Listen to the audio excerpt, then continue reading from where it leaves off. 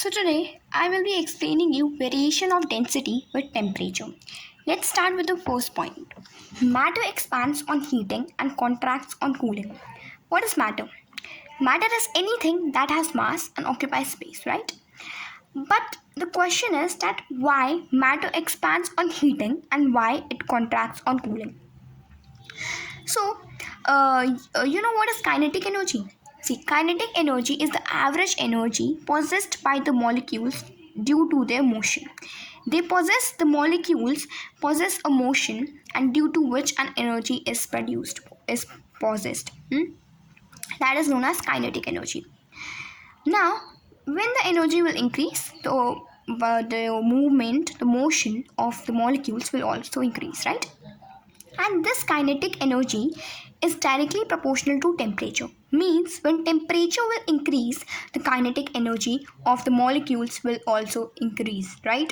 So when temperature increases, the kinetic energy increases and the molecules start to vibrate faster. And the molecules start to vibrate faster.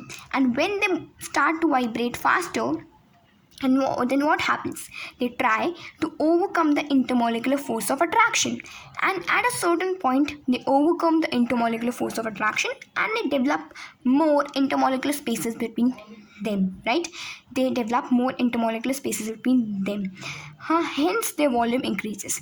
See, if I just define volume in simple words, then what I will say? Volume is the space occupied by an object.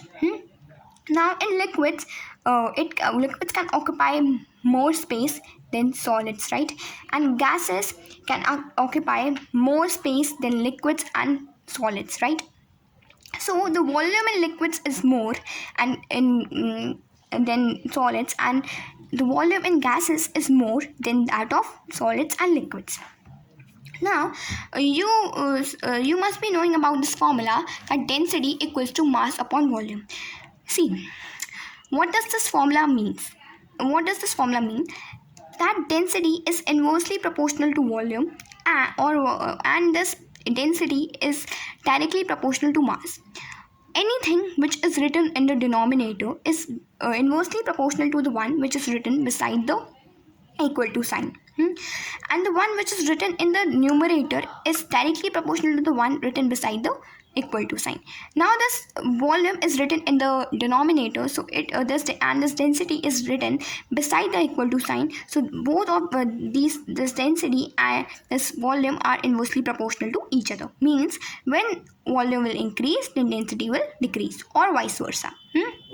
Now see, as I have told you that volume is less in solid, right? Volume is less in solid. Why it is less? Because they are not able to occupy more space. They are not able to occupy more space, and they have very less in. And why volume is less? Because they have less intermolecular spaces between their molecules. So their volume is less. So when volume is less, the density will be more, as they are inversely proportional to each other. And in liquids, volume is more than solids. So when volume is more than solids, then the density will be less than solids. So liquids have less density. And if we talk about gases, then gases have more volume than solids and liquids, right? So their density will also be less than solids and liquids, because when volume will be more, their density will be less, because they are inversely proportional to each other. So we can conclude that solid have have the highest density, and liquids have less density than solids. And gases have the least density than solid and liquids, right? See what it is written. During the change of state for any substance, the mass remains constant and volume changes with density. See, if I am taking ice, then suppose the mass of that ice is 2 gram. And now when I'm heating that ice, the state is changing. The state will change to liquid. Then again I am measuring that liquid, or you can do this experiment in your homes, right? The state will change to liquid. Now I am measuring that liquid. The mass of that liquid is 2 gram. Now when I will again heat it, it will change to gas. The mass of that gas is again 2 gram, because the mass remains constant. The state will change. The states will change. Of any substance, the state will change, but the mass will be the same. But the volume will not be same with the density. Like if we talk about solid, if solid is changing into liquid, it's in solid, the solids have less volume, right? When they are changing into liquid, liquids have more volume, so their density will also be less than solids. And when these liquids are changing into gas, their volume is also increasing, right? So volume is increasing means density is decreasing. So there is a change in volume and density, but the mass will remain constant. Fine, it will be same in all these 3 states. It will be same. Now see, when density increases, volume decreases. I have told you. And when volume increases, density decreases. Now see, solids. Solids do not undergo significant expansion or contraction with change in temperature. As a result, there is no change in the volume of a solid when it is heated or cooled. So there is almost no change in density. See, if you heat some liquid, it changes into gas, and that gases are not visible, but you will be able to see that there is no liquid left out in the container, right? But if we talk about solids, if we heat solids, then what happens? Then what happens? They expand. There is a thermal expansion that takes place. But we are not able to. That expansion is not prominent. We can't see that expansion with our naked eyes. For that we need a microscope to see that expansion. So there is no significant expansion. It's not visible. It's not prominent. So because of that only, the volume and density, there is not a big change in volume and density.